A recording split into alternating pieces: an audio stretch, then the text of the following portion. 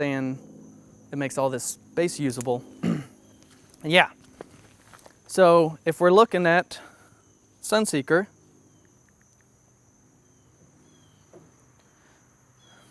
and we're looking at the exposure, our sun comes up in the summer right over there.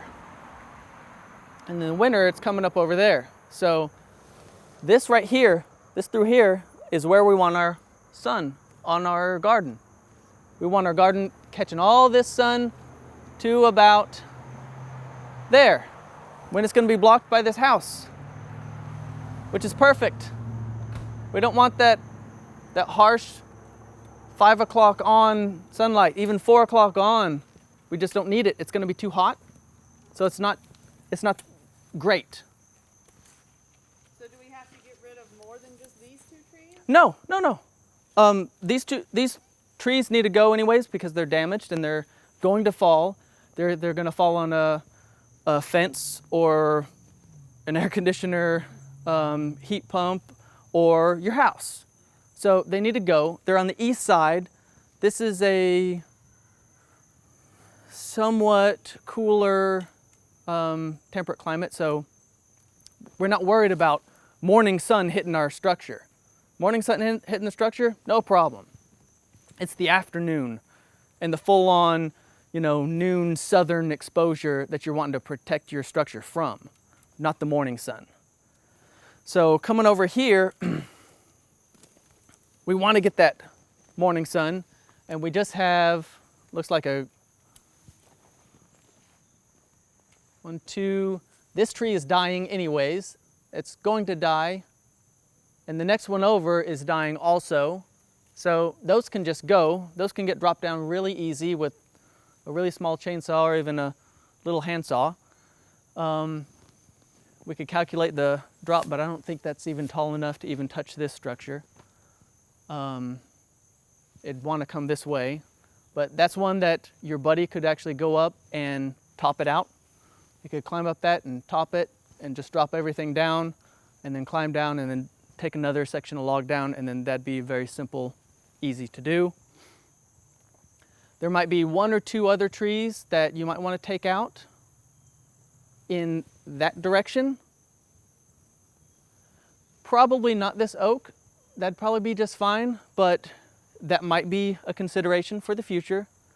But what you'll do with all this space over here is, this is all that eastern and southern exposure. When these 3 trees are taken out, you're going to get all the sun exposure that you need for the whole day for this whole area over here, and it'll be beautiful for a garden. Okay, so this is like your premium gardening spot. It's too steep over there, and you get all the western sun over there. And on the far side, you don't get any of the eastern sun when you have that cool, wonderful time of the day for photosynthesis. Most photosynthesis will stop after it hits about 90 degrees. There's almost no photosynthesis happening at all. The enzymes denature and the plant just can't do it. So if the ambient temperature is 90 degrees and the sun is hitting it, I can almost guarantee that there's no photosynthesis happening at all. So if it's not photosynthesizing, what's it doing? It's just surviving. It's surviving until it cools off enough it can make some more sugars, okay? So for us, in the climates that we live in, really the only productive time of day for things to get sun on them is from sun up to about noon. After that, it's too hot, and you'll see squash plants, they'll just kind of droop. They'll look like a deflated umbrella. There's no photosynthesis happening at that point. It's just surviving. The garden might be perfectly moist, and they're wilted. They're wilted because they can't pump water as fast as they're having to transpire it.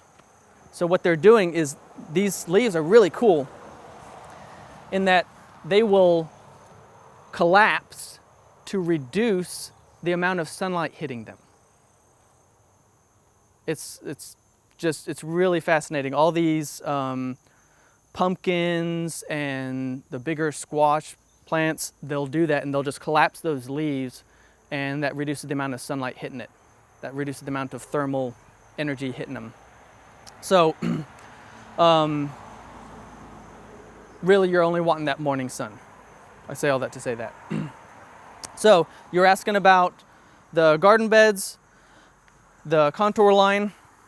The best way that I can explain contour that seems to really hit home with most people is, imagine you dig out a pond, okay? You put some water in it and it fills up. The junction of soil, water, and air, where all three of those meet, okay, that is a contour line all the way around.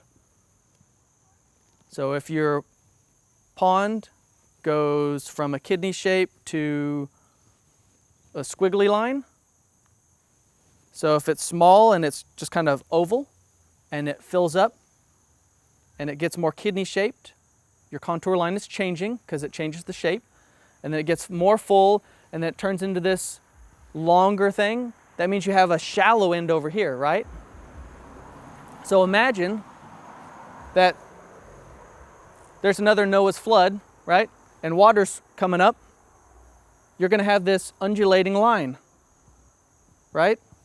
Wherever that line is, that the water and soil and air meet, that's your contour line.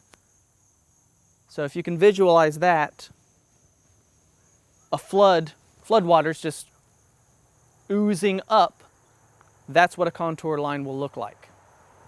So, and like I said, we've got the laser level, we can get that out and we could actually mark out a couple contour lines so you can see what they look like.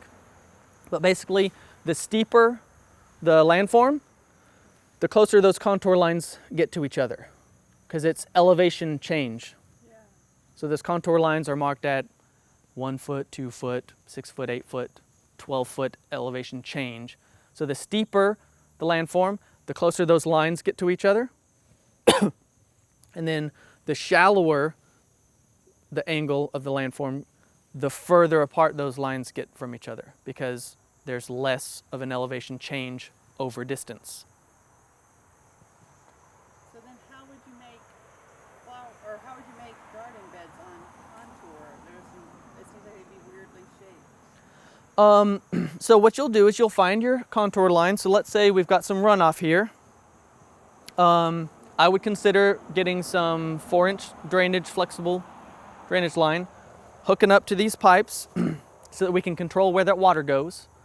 And we're gonna run it down, and then we're gonna kind of hide it underneath one of the raised beds. Okay? So let's say we have a raised bed here. Well, our contour lines are perpendicular to slope. Okay. Yep. So the contour of this goes this way, okay? It doesn't have to be perfectly on contour. But what you want to do is, let's say you're going to do a 12-foot bed. Go from here, 12 foot over that way, the same elevation, and make your bed. And you raise up the bottom. You might want to cut out your footpath, use some of that good rich material, put it up in here, and then you build up with either rock or timber or whatever. To some people will even go so far as to dig it all out and put some forms in and pour concrete. They'll use chicken wire, old fence as their reinforcing wire, and they'll pour concrete raised beds. So that's like a once in a lifetime investment, and it's done. And you end up with this kind of earth dam. And you just fill the inside of it with your compost, your good rich soil.